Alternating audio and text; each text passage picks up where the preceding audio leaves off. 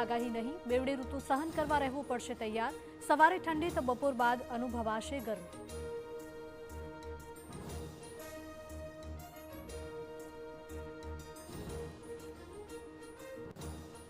રાજ્યમાં ટેકાના ભાવે ખરીદી કરવાનો નિર્ણય।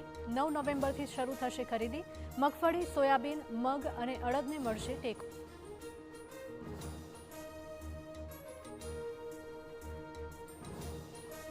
ત્રણ દિવસે મળી આવ્યા જૂનાગઢના ભારતીય આશ્રમના લઘુ મહંત।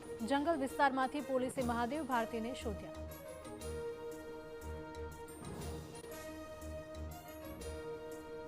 અમદાવાદના ફતેવાડીમાં 1 વર્ષથી ગુમ પતિની હત્યાનો ખુલાસો થયો।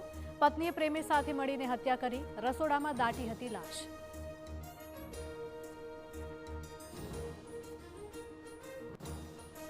હરિયાણામાં 25 લાખ વોટ ચોરીનો રાહુલ ગાંધીનો આરોપ। 5 લોકોને સ્ટેજ પર બોલાવ્યા, કહ્યું કે હરિયાણા જેવું બિહારમાં થશે।